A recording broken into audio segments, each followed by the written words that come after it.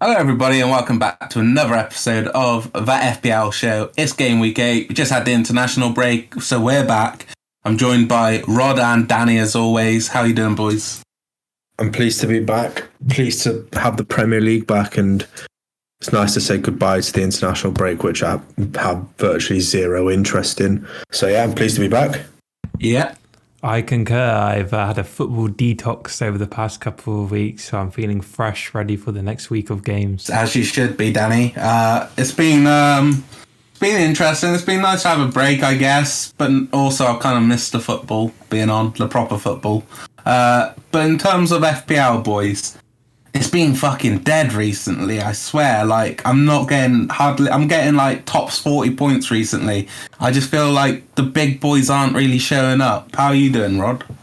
Actually, surprisingly, I did okay-ish. I did better than expected this week. Obviously, I played my wild card, so I thought it was going to be an okay week, but I was planning more for the future weeks. But the average was 38, and I managed to score 50, and that gave me a green arrow in the overall rankings to 56k. But I think that was mainly down to Mbuemo and Jimenez popping up when I needed them. So yeah, 50 points, and I'm looking alive going into the next week. How about you, Danny? How'd you do? I had a bit of a shocker too, 42 points. And yeah, Jack, as you said, the big players are underperforming. Ronaldo hasn't scored for a few weeks, but I would say the only sort of big player and the player that's been consistently delivering for me has been Salah. He's been banging in the goals almost every week, so I'm going to stick with him. But I'm thinking about taking out Ronaldo because I just, we're going to talk about this later, but United have a bit of a sticky fixture run, so maybe putting in Lukaku instead. Yeah, I've been having a bit of a bad time as well. Like, I got 40 points. I guess I'm doing a bit better than average. 38's the average. But, I've just got players on my team who, aren't performing. Talking like Ronaldo, Lukaku. Even Antonio, I expected to get a goal from the other week. In terms of my defence, I subbed out Duffy for Robertson. Duffy was on my bench, and I wish he was starting because he got 6 points. My defence had a combined points of 7, plus my goalkeeper with 6. So, a bit of a rough start. But as we're saying, some of the big boys really aren't performing at the moment. If you look at the Kings of Gameweek, you're looking at Hwang Hee-chan and Jimenez, some of the big boys, Townsend, Højbjerg, but no one did more than 13 points. 15 points. Llorente got 15 points, but no one else is doing more than that. And I'm really surprised. The last couple of weeks have been really tight games, I find. I felt like the start of the season was really high-scoring games, but now it's a bit more... It's like the teams are starting to settle a bit more. The pace has been set. I think jumping in, we had Southampton facing Chelsea, and Chelsea being at home, and I can imagine, I think there were over 2 million captaincies on Lukaku, and he blanked. And then we could say about the same as Ronaldo facing Everton at home. I think he had over 1 million captaincies, and he blanked. So it kind of didn't go the way we expected. Whereas if you played a risk and you went for Salah, he ended up the rankings. Yeah, man. I was... You told me to captain Lukaku, basically. You sold me on it. I was going to captain Antonio, so it wouldn't have made much of a difference. But, yeah, Lukaku was pretty disappointing in that game. I think he hit the post one time. It was a bit of a frustrating game for FPL owners. Obviously, I think James would have been a good option in that game. I'm pretty sure he got an assist. But it's like players like Trevor Chalobah picking up the goals. It's the same with... Wolves. Somehow Hwang Hee-chan all of a sudden is the top guy. It was just a real disappointing week. For me, obviously a United fan, so I didn't want Everton to score or anything, but if they were, I wanted Demarai Gray to be involved, but he got the assist to the assist, so it was kind of a bit annoying for me. I guess, it's just a bit of a rough patch at the moment in terms of FPL. So, sorry, I just read the chat.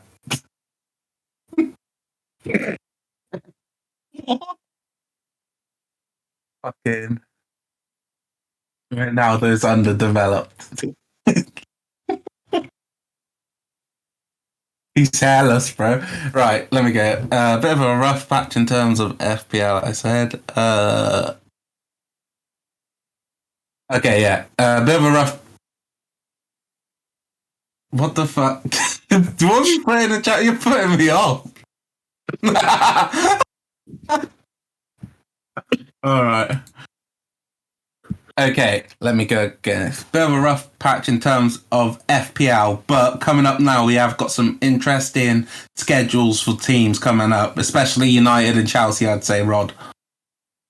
I think United, they've got a really tough run of fixtures coming up. And obviously I was on the wild card, so I did kind of ship the United players and go for the Chelsea players in Rudiger and Lukaku. And I think this will be vital for Chelsea, in which they have to get majority of the points they can in these games for them to just boost themselves up the table. And I think for Ronaldo, it's going to be a real test, especially for players like Ronaldo, especially for Ollie.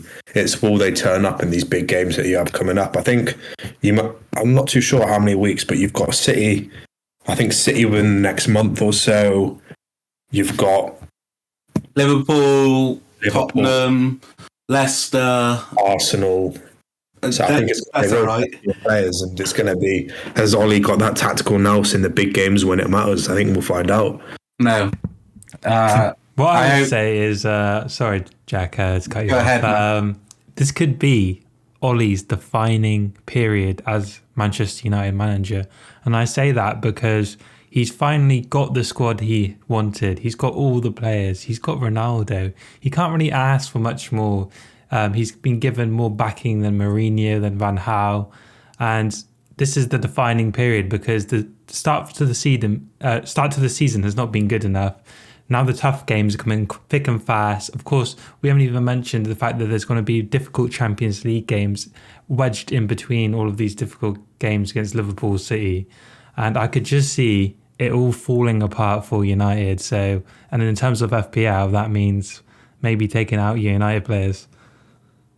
Yeah, I don't really have too much hope with United at the moment. I think I'm just glad I'm enjoying watching the league so much, because I think in previous years I would have been switching off at some points because of how poor United have been and frustrating with their midfield. But yeah, in terms of FPL, you know, is Ronaldo really going to get that many points where you look at the team behind him not really creating too many chances for him? He's in the graveyard shift. Like, people complained about Martial, this and that, but Martial was in the same role and he was picking off scraps as well.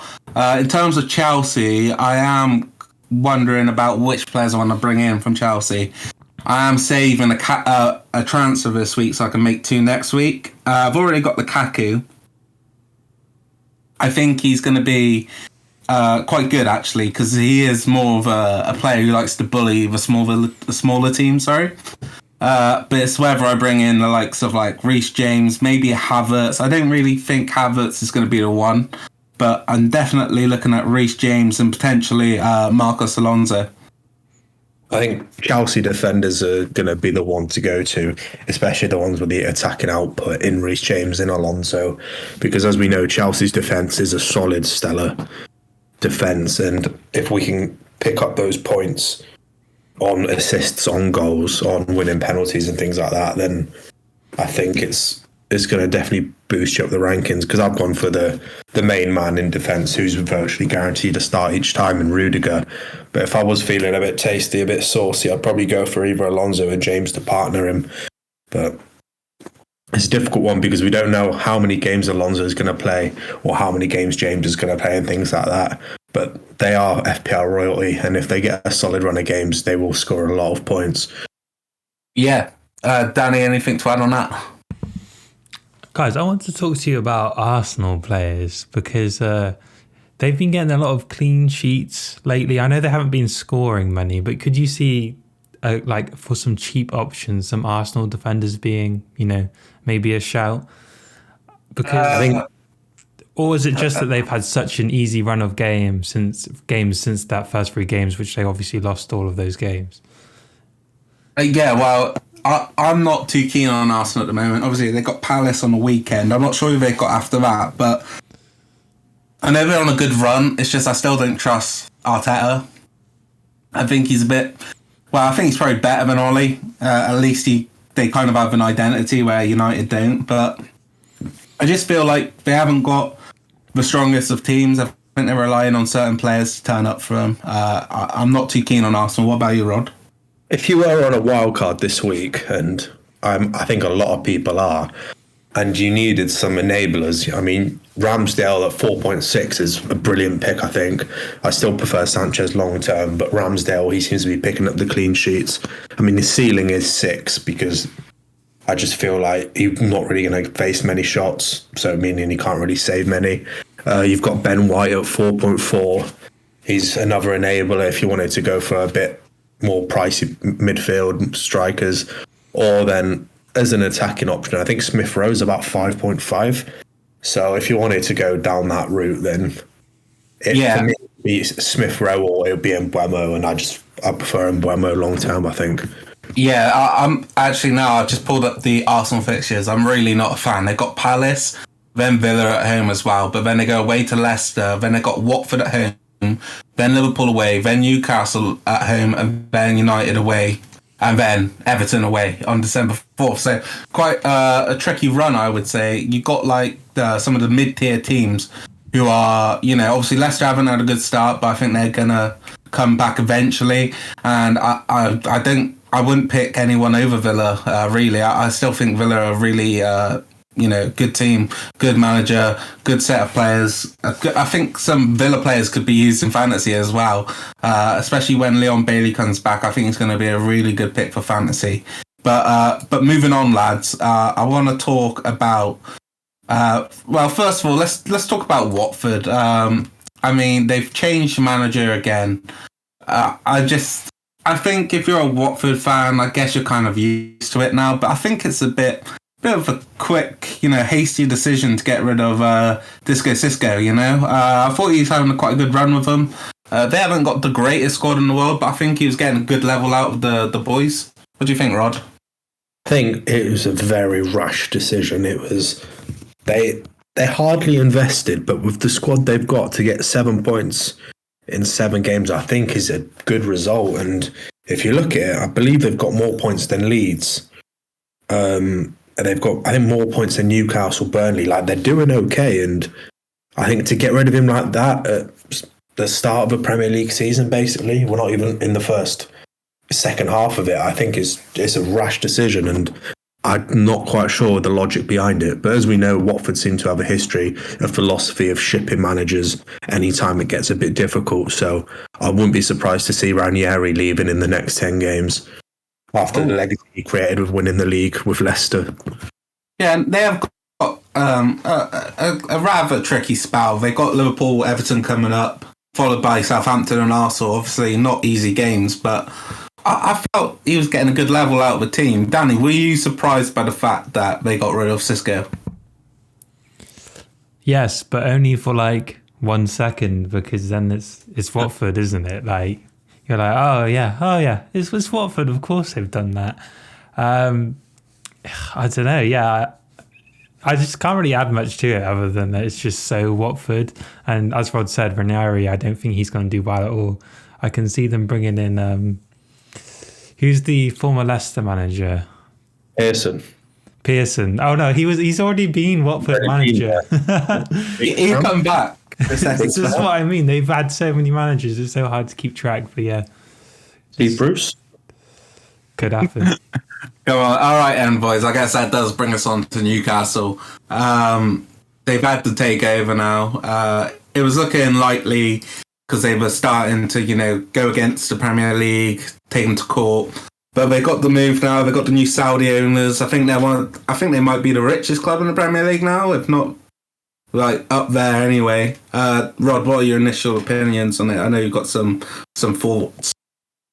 I think I'm not a Newcastle fan, but I can say they deserve it. After, I think, 14 years of Mike Ashley, I bet it's very nice for them to finally get a takeover. And I remember watching a programme the other day, and obviously after football games, the players need to kind of cool down and relax their muscles.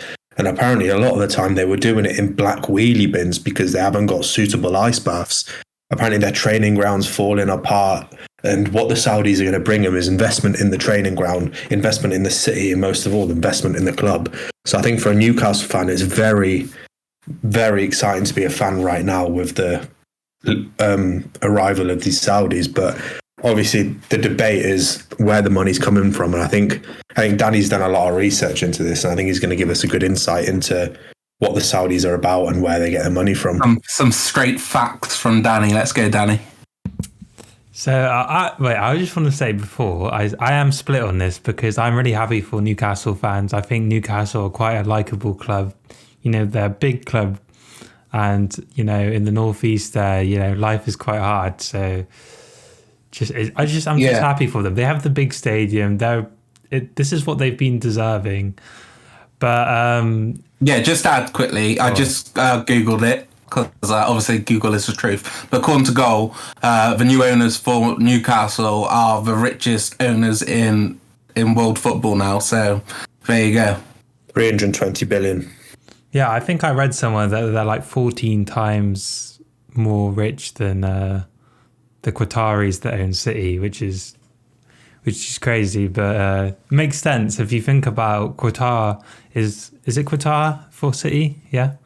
Qatar. Saudis are also at City, but it's the public investment fund who are owning Newcastle, and they virtually form all investment in Saudi Arabia. It's essentially the Saudi Arabian government, which we all know has committed numerous human rights atrocities. Okay, the way they treat women over there is bad, but even like they have like, it's going to be interesting to see how they respond to the backlash. Should they try and do some sort of good PR? Because in the past, any sort of negative PR, any sort of negative coverage in the media, there's this massive story. I don't know if you heard about it. There's this Saudi journalist who he basically left Saudi Arabia and it exposed all of these secrets. And they just basically like murdered him for it because that's how they roll. And like, man, it sounds like that documentary on Netflix. What was it? Invictus, is it? Where the guy starts taking steroids and then the head of the Russian committee who dopes all their athletes helps him and tells everyone. Funny you say that. Invictus is a great documentary, and the same people that made this documentary called The Dissident. So it's basically the same sort of thing. Wow, sick. And yeah, I recommend it, and exposes, and basically like, I think he's been in some of the articles, like the Crown Prince is heavily involved in the public investment fund, and he was heavily involved with all sorts of dodgy things, you know. I've got to be careful what I say, you know. Allegedly. Allegedly, no women's rights. There's no proof to this. So Saudis, you know, if you want to put some dollars in my back pocket, I'm happy to shut my mouth, you know. No, we're happy to praise Saudi if they're happy to invest in us. I want to raise a point as well. It's obviously we know the Premier League and football itself is quite heavy on the LGBTQ community. And obviously we know that Saudi Arabia have a history of being completely against it. So it's going to be interesting to see what they do in regards to that. And also another point I do want to raise is I think it's hard not to be a hypocrite about these Saudi Arabian people, because I feel like if we cared that much about human rights, we wouldn't have had this huge uproar when it was Newcastle who got taken over. We'd try and do something each day to change it. And it's also important to note that apps like Uber, Facebook, Twitter, Saudis hold huge shares in this. So for us to say it's our dodgy money and all this is a bit hypocritical, considering we use these apps every day. So I think it's important to look at it from both sides, but it's also valid to say that the money coming in is dodgy and it probably is morally not correct. Well, go ahead. No, go on, Danny. Sorry. Well, I would just say it is very hypocritical, but we're just fans, so we can say what we want. But it's particularly hypocritical for the Premier League because, as you say, they promote all of these like LGBTQ values, all of these good sort of movements. I remember back a year ago when it got blocked, they said there was two reasons for it being blocked. Number one, like the sort of dodgy human rights thing with Saudi Arabian government, and number two was it was something like the TV channel that broadcasts BN Sports was banned in Saudi Arabia, and now that they've lifted that ban, they've allowed the takeover to go ahead, which means it's all about money and it's not about any of this other stuff. It's literally the Premier League just wanted their money because now they're going to get this massive audience from the Middle East. Yeah, well, in my opinion, like the whole thing about the Premier League letting them in, being dodgy and that. Yeah, I mean, it's no surprise. I mean, we've had Abramovich, dodgy as fuck. The City ownership, dodgy as fuck. I mean, even United with the Glazers. I mean, they have this thing where they check if the owners are eligible or they're in a good position to buy a club. I mean, the Glazers bought United on so much debt, and they've just continued to take money out of the club. You know, it's absolutely ridiculous. So, in terms of... Oh, go on, Rod. Fit and proper test, which you just mentioned, Jack, it's a farce. How clubs can get taken over with these owners when the fit and proper test just doesn't really exist. It's if you've got enough money and the Premier League seems to be all right with it, they'll let you take over a club. I think they didn't allow this takeover to go through last year because of like you said, Danny, some piracy issues. But a year later, they've kind of brushed these piracy issues aside. And basically, I think the Saudis have just showed them all this money and the Premier League have bent over. So it's a farce. I think we've seen it. Go on. Okay. Ah. Yeah. I just say there's levels to the corruption of the owners. Like you have the Glazers and then you have the City owners, which are like a level above. No, you have the Glazers who are quite, dodgy the way they bought the club. Then Abramovich is probably a level above in terms of corruption. And then the City owners are like way above Abramovich. And then Saudis are just... So there's like levels to this game, if you know what I mean. Like, it's one thing in Abramovich, who has very dirty money. You don't really know where he's made all of this money. His like tax havens and all of this. It's very dodgy, his money. But then to have like this state take it over is just another level of corruption. But not surprising, is it? It's just what it is. I think we're just gonna, it will happen, and we'll get used to it. Like we got used to the City owners, and Newcastle will be, they'll be the next PSG. So to summarise, poor people good, rich people very bad. I think to be rich as well, you have to have done something dodgy. And who is a billionaire? There's like, who's ever known of people coming out and going, oh yeah, this billionaire guy, he is the nicest guy in the world. They're all dodgy as fuck. I think we should move on now. We've been going on a bit. So the last topic before we preview the fixtures, Ollie out is like the main thing around United at the moment. Ollie out, you're either in or you're out. And I think, to be honest, I don't think that's right. I think there's an actual in-between. I feel like I'm a tweener. Obviously, I think supporting the manager is fair. Thinking that we deserve or need better is also fair. I'm going to go to Danny first on this one. As a United fan, Danny, how are you feeling about United and Ollie in particular? I'm not feeling confident with Ollie. I will support him to the end, but I am leaning towards just losing faith in him. I would love nothing more for Ollie to win some trophies this season, but I just can't see it happening, It's just the start of the season, the fixtures we had was the time to get some points on the board and get a bit of a lead over some of the other clubs who played each other, like City, Liverpool, Chelsea. But we haven't done that. We've dropped points to teams which we shouldn't have dropped points to. And we're in this position now where we're going into a hard sort of run, hard sort of Champions League run as well. Fixtures coming thick and fast. We're out of the League Cup already, which is just shocking. Can he turn it around? I think it depends on like how the big players perform, to be honest. If Ronaldo and Bruno rescue these games for United, Ollie keeps the faith of the fans for a bit longer, keeps the support, keeps going. But if the big players don't perform, like the sort of atmosphere that we saw at the start of the season, the party atmosphere of Ronaldo joining of that Leeds game, it's going to fizzle out so quickly.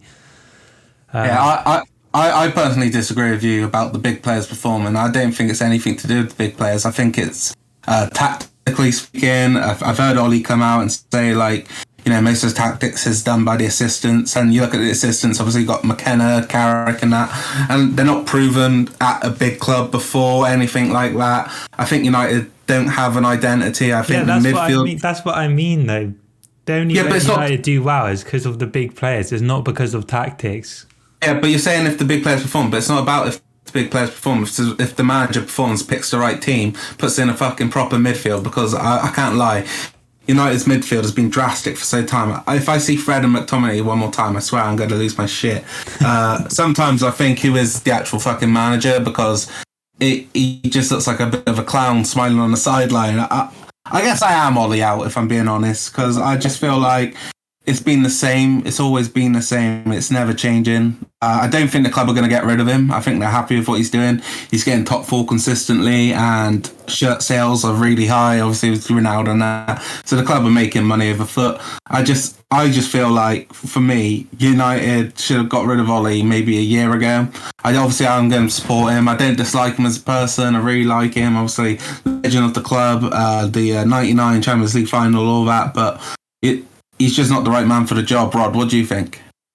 I think I agree with you. Obviously, I'm not a United fan, so I don't have too much insight into this, but watching United when I have done, it just doesn't seem like you have an identity. It doesn't seem you know what you're doing. It's kind of more often last year and probably the year before. For me, it was more relying on Bruno.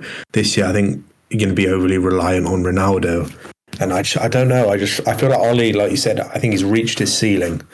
I think you probably have to stick with him for this year now, as he's basically got all of the players he's wanted in. This is his squad. This is no one else's squad. And I think you can only go off what he does this year. And if he doesn't, success for me is probably winning a trophy and being strong in a title race. When I mean strong, I mean missing out on a couple points and fighting till the end. I don't mean missing out, coming second and missing out by like 12 points. I mean a strong title race, because I don't think you're strong enough to win it, but I think you're more than strong enough to contend. So for me, a trophy and to contend strongly for the title, but I don't know. I think he's probably got this year, and if not, you're probably going to have to seek a replacement. But at the same time, we don't really know who's out there who's going to be able to come into United and do a job.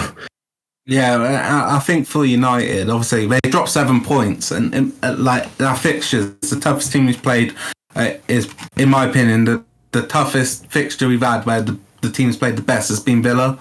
I think West Ham were good, so were Everton, but we haven't played any of the big boys yet. 7 points dropped, really not good enough. And like you said, Rod, there's not really a guy out there. I think United are looking, if United were looking for a manager, they want someone who's going to play the United way. I think Conte is a good fit for United if they want to win a trophy, but he's obviously he's got his own style. He likes to play, with 3/5 at the back, so I don't think he's the man for United. I want change, because I think this is such a brilliant squad of players, and even though I shit on Fred and McTominay, they are good players for a squad. Like, you could use them in certain fixtures, or I don't mind if you play one of them even. It's just both of them together. They're too similar. They're not great defensively, yet people think they are like this midfield brick where you can't get through them. They're very poor defensively. They're not good enough to play together. That's why it's such a fucking shit show. But yeah, Danny, what would you say now? He's dropped 7 points. If he doesn't win, I mean, he's got to win against these big teams. He can't really afford to draw. What do you think?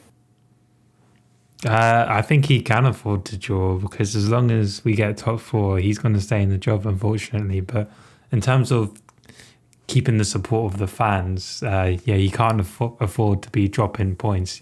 You'd say you probably take, like, out of the City, Arsenal, Spurs, Liverpool games, you would say that we can only afford like one loss out of them, really. Two wins, 1 draw and 1 loss would be acceptable, I guess. But it's just not looking good. It's so drastic. So shit. But anyway, boys, let's lighten up the mood. Let's go to the fixtures for this coming week. It's going to have a big impact on us in terms of fantasy as well. But in my opinion, there's not really too many big games this week. So So let's get some predictions, boys. We start 12:30 at Vicarage Road. It's Watford against Liverpool. Rod? I think my captain is probably the same as 5 million other people's captain. Salah is going to be featuring in this game, which, looking at it, I forgot it was the 12:30 kickoff. So I am questioning it a little bit. And as we know, Mahatma Gandhi did say never back the early kickoff. But Liverpool should win. It does look like they are going to be without Alisson and Fabinho. I think Fabinho's just given a conference about an hour or so ago saying he's not sure they're going to make it back in time for the game. Yeah, but there is news of all of City, Liverpool and United hiring some sort of plane so they can get all South American players back in time. What, but all in one plane? Yeah. That would be fun. Fred and fucking... Start shooting each other up.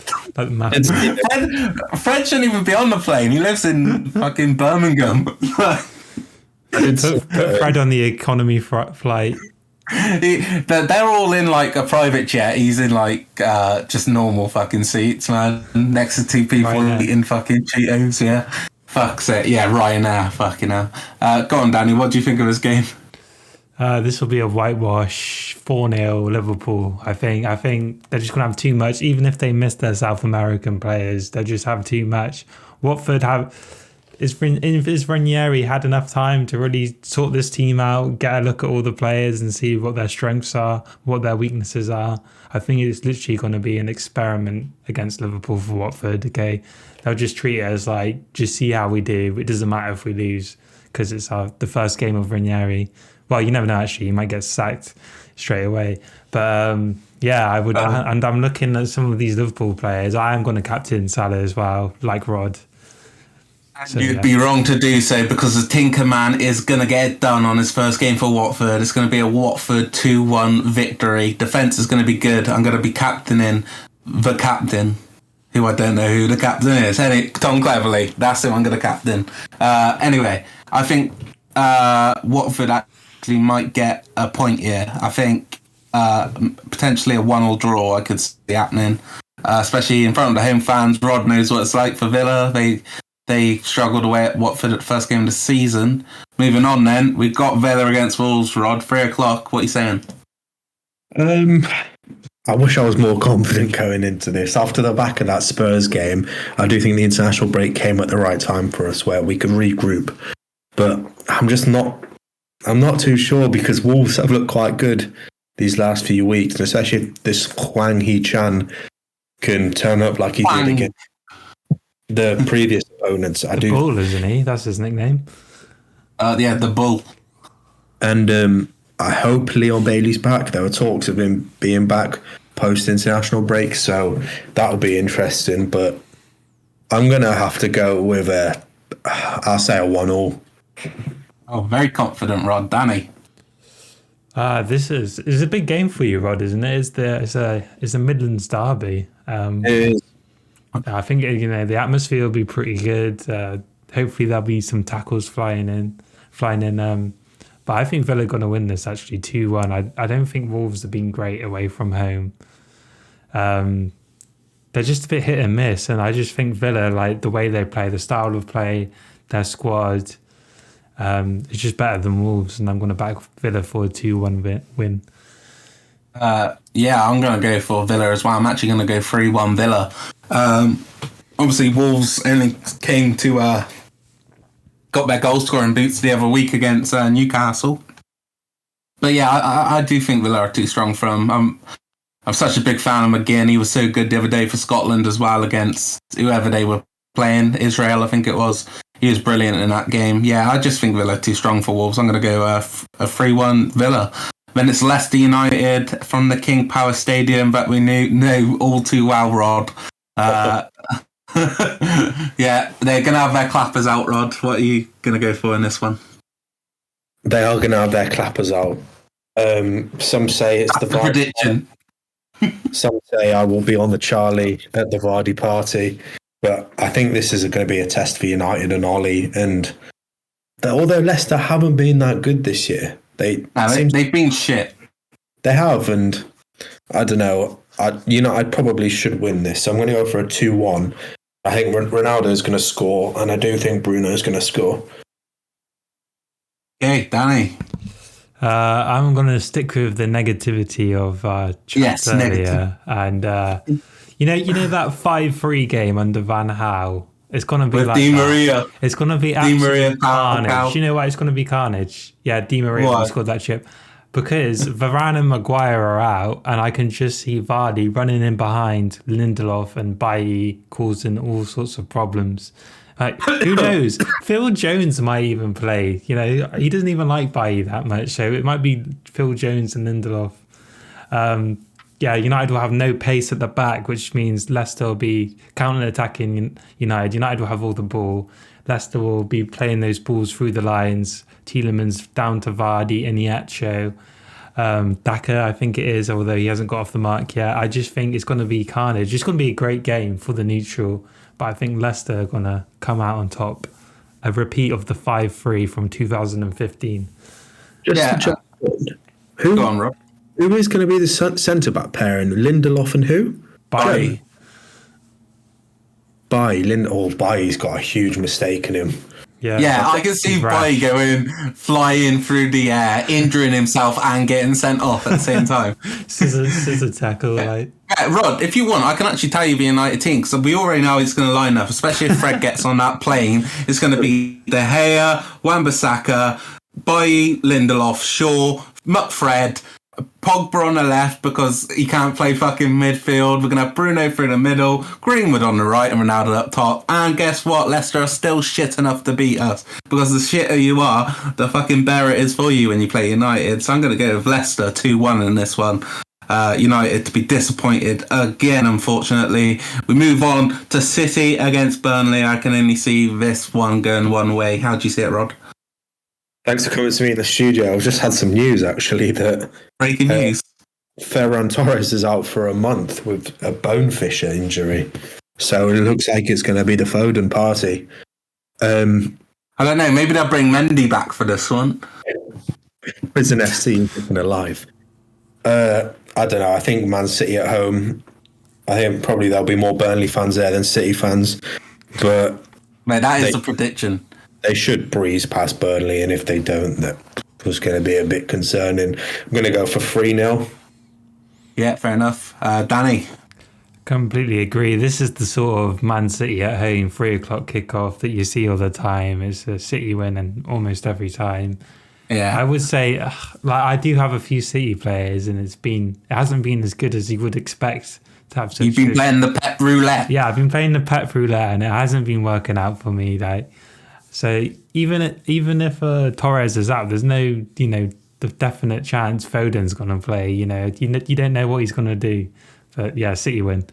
He's going to bring in Liam Delap. That's what he's going to do. For some reason, I just feel like Sean Dyche is going to just sit deep, maybe get a goal on the break. But then again, I always feel like City have a 3 o'clock kickoff against a lowerish team, and they always win 5-0 for some reason. So I'm going to go 5-0 City. I'm going to go for a goal for Riyad Mahrez just because I think he's going to score one. Talking about Prison FC, we got a new member, Rod. He plays for Brighton. They play Norwich at Carrow Road at 3 o'clock as well. How do you see this one going, boss? Actually, the club he got kicked out of, my mate was telling me he got kicked out of not long ago as well. So the bouncers are knobs. All bouncers are knobs, so no surprise. Allegedly, Basuma has done that, and if he has, then that's absolutely awful, and I completely condemn it. But he was a good player as well. But he was sick. He was quality. Apparently, he's going to go to Liverpool, but now he's going to go to prison.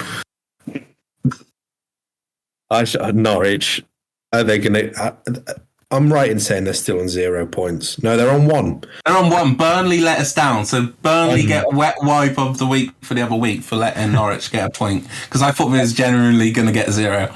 I do think that Brighton are going to probably overpower Norwich, which Brighton look a very good outfit this year considering they have an average team. So I'm going to go for a 2-0 Brighton with a Maupay goal and a Graham Potter celebration.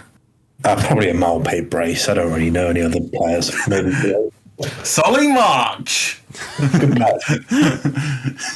Go ahead, Danny. Is this relegation FC versus hipster football FC, isn't it?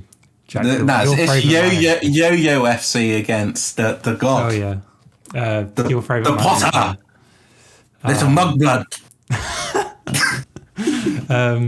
Yeah, Brighton win. I feel like that just dominate play really. Norwich will do that thing where they attack too much, even though they just haven't got enough quality, but they still do it. It's just naive, in my opinion. Really, I think they should be more defensive for how shit they are. They've got shit defenders though. They're still playing with like Grant Hanley at centre back and shit like that. Yeah. So what are you saying? It's going to be a Brighton win 2-0. All right, I think Norwich should get a goal. I do actually think they have created some chances. I think McLean's had a couple of free kicks where they should have maybe scored a couple from headers. I'm going to go with a 3-1 Brighton Potter to get another 3 points. They're doing incredibly well so far this season, Brighton. Then it's Southampton against Leeds United. God, tough game to predict this one, Rod. I mean, there were talks of Rafinha not being invited onto the private plane, so Bielsa's teaching him how to fly his own plane. But I think Leeds are probably going to be the better side in this game. Well, Southampton as of late have looked okayish, but I don't know, once again, actually, I say Leeds have been better. They haven't really been that good. They've been shit. They probably should have conceded a penalty to Watford. But I'm gonna go for a Leeds win though, because they need to start turning it up a gear at some point. I'm gonna go for a 2-1 Leeds win, probably a Rodrigo and Harrison goal. No one ever goes for a Bamford goal. That's what I find. Go on then, Danny. I'm gonna go for 2-2 draw with a Bamford goal and a Dan James goal. I think James scored for Wales, didn't he, this weekend? So, maybe this is the time he finally puts on his Leeds shirt and scores. Southampton, again, they'll be attacking Leeds. It'll be a good game, I think. I really like Southampton. I really like Leeds. Yeah. Go on, sorry. You haven't put your result in yet. Your favourite player, Livramento, I can see him getting on the score sheet on Saturday. On the score sheet. It'll be like one of those like right back goals where they hit it across the goalkeeper, like Antonio Valencia used to do. On the overlap where the left back's being brought in, the left winger doesn't really want to come back. What did you say your score? 2-2. 2-2. Okay, yeah, I think it's going to be a Southampton win in this one. Southampton yet to pick up a win. Leeds have only got one. So, by that logic, surely Southampton deserve a win. Let's go with a 1-0 Southampton, Ward-Prowse free kick. Next game, if I can get my mouse to work. Here we go. Brentford against Chelsea from the Brentford Community Stadium in Brentford. It's the 5:30 kickoff. Brentford at home against Chelsea. The start of the run for Chelsea. Rod, what's going to happen? Actually, really looking forward to this game. I should be a couple Pilsners in at the sponsored place of Yates, so I am looking forward to the game. I may also be there with you. That's the rumour going around. I do say that there will be a live stream of that FPL show from Yates, our sponsors of the show. I am looking forward to this game. I think they're two good attacking sides. I think Brentford at home, they're going to come out and go at Chelsea, and it will be interesting to see how Chelsea do react with their unbelievable squad. Will Tuchel do a bit of rotation following the international break? I'm not too sure, but I do see this being an exciting game. I don't know, actually. 2-2 I'm going to go for. Oh, fair enough. Danny? I think this is the hardest game to pick so far, actually. And because Brentford have been very good at home, and you saw a couple of weeks ago they had an amazing game against Liverpool where they could have won it. But Chelsea, I don't even think Chelsea have been that good lately. But coming back from the international break, they might finally get into gear. Of course, we've talked about their run. They've starting off here. Oh, I just don't know. I'm going to go for a 0-0. Okay, this prediction is brought to you by Pilsner, the only beer worthy of Saturday Night Football. I'm going to go with Chelsea 3-2. Nah, Chelsea 3-1. I think Chelsea are a bit too strong defensively to concede 3. Yeah, I think Brentford are a really good side. Now everyone says they like to overlap the far post because they said it on Monday Night Football, so we'll say that. They love to overlap the far post. I just think Chelsea are just waiting to really unload. I think Lukaku's been good, but not great, and I think he is great. So I think he's going to start to bully some defenders in this one. So yeah, 3-1 Chelsea. We move to Sunday. It's Everton against West Ham from Goodison Park at 2:00. Rod, what are you saying? I think Everton and West Ham is a very fair match. I think there is gonna be a lot of action because they're two even sides. I am probably looking at it on paper. On form, I think Everton probably just a bit better, but on paper, I think the West Ham squad just edges it. So I am going to go for I'm going to go for a 2-1 Everton win. Hopefully they can bring back Richarlison and Calvert-Lewin. I haven't heard too much about it, but if they can, I do fancy Everton being at home. Don't need them, mate. They got Rondon. Solomon Rondon, Godrod. Danny, what are you saying? Basically, Rod summed it up really. These are like two sort of perfect teams to play against each other. Like quality of players as well, very similar. Quality of managers, similar in my opinion. Really? One's won the Champions League. Don't disrespect the Moyes. It's going to be 3-3, but I would go with an Everton win if Richarlison and Calvert-Lewin are back, but I'm not sure they are back. I would have to check my knowledge there. Antonio, maybe he could score this game. I'll be watching this. I think it's got goals on it, but the thing I'm really excited to see is Souček and Rice up against Allen and Doucouré. I think that's a real good matchup. That's good midfield battle right there. Yeah, I'm really excited. Oh man, I can't wait to watch this game. I'm probably going to be hanging because of fucking Rod. But yeah, it's going to be a great game. I think. Fuck, what do I think? I don't know.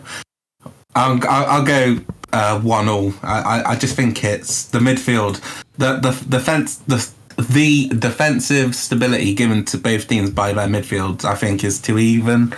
I was going to say West Ham maybe, but then I was going to say Everton maybe because of Demarai Gray. But yeah, 1-1. Newcastle against Spurs. It's the richest club against the Spursiest club. Nuno in. What are you thinking here, Rod? Are we saying Brucey gonna get one last big performance out of the boys? I have heard of, I think it must have been Danny Murphy and Jim White saying that they should give Brucey this 1,000th game, but I think there's no room for sentiment when you're in a relegation battle. And when it comes to Steve Bruce. No, at the same time, I think how many days we've got till the game? We've got 3-4 days until the game. They're probably not going to get a manager in that time, so this could be the last hurrah for Steve Bruce to put in maybe a job-saving performance, but I can't see it. They are at home, so it is going to be a packed crowd singing for these owners, but I do think Spurs probably will overpower them with the far superior squad, so I'm going to go for a 2-0 Spurs, and I'm going to go for a Bruce getting a cabbage thrown at him. I thought he's going to say Greg's pie. Steak and onion. Yeah, go on, Danny. I'm going to go for a Newcastle win. The atmosphere will be too much for Spurs. They will succumb to their Spursiness and just be frail. Basically, it's going to be a repeat of the performance against Arsenal. The crowd is going to be just pushing Newcastle on. St. Maximin just gliding through the challenges. There's going to be like remember that Mourinho knee slap? I'm joking. All right. What? No, have you seen the FIFA celebration of Steve Bruce when he's sprinting on the field? Yeah. Yeah! That's for the 1,000th game! I think it makes sense to keep Steve Brucey in charge, at least for this game, because how else are they going to get in for this game? They might as well just keep him in, He knows the squad. Yeah, he might be a really awful manager, but I just don't see the point of getting rid of him so soon.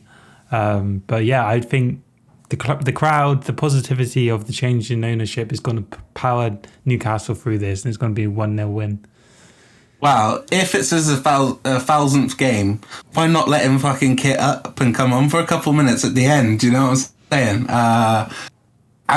I just think Newcastle are going to have the new ownership bounce. I do think it's going to be a big turnout for the Newcastle fans for this one, and I don't think Spurs are that great. I think they lack that killer edge, which some teams have.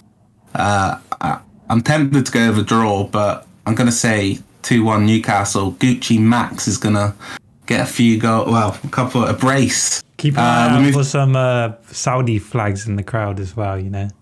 What, like Wolves with the Portuguese flags? Yeah. Yeah. All right, we move to the 18th of October. It's Monday Night Football. Arsenal take on Crystal Palace at the Emirates at 8 o'clock. Rod, Arsenal going to keep the streak alive? Football written all over it. Mid-table game. Palace probably are... actually, you have to say Arsenal are in better form than Palace, but I do see it once again being an evenly matched game. I don't really see much separating the two sides. I'm going to go for... I have to go for an Arsenal win, though they are at home. So I am going to go for a 2-1 Arsenal win. I do think head-to-head wise, Arsenal do have the better over Palace in the last few years. Danny? I'm going for a 0-0 draw. I think Arsenal are okay defensively, and Palace haven't been scoring a lot of goals, but I think Arsenal are kind of toothless up front as well. So I don't see there being a lot of chances. I think Neville and Carragher will be busy talking about the other games, really, on Monday Night Football. Forgetting about it. Yeah, I actually think Palace are going to get a result because everyone knows I'm a big fan of Vieira these days.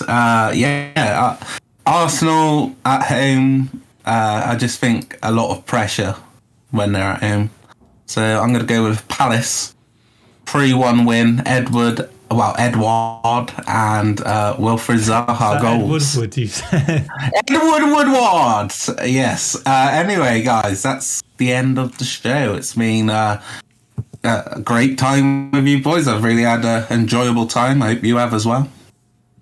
It's always a pleasure. It's always a good time, and I am looking forward to these games and the press conferences over the next few days to see what the managers will say in regards to getting these South American players home. I'm looking forward to Saturday Night, Rod.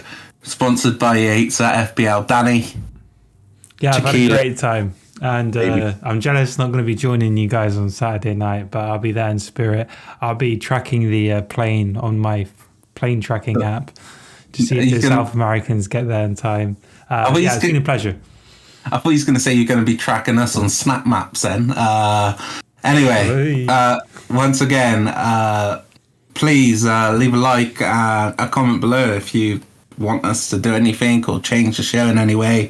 Please subscribe to the channel. We've been trying to upload these for every game week. I think we've done it for every game week so far, and we'll continue to do so. Anyway, till next time, bye. Do svidaniya.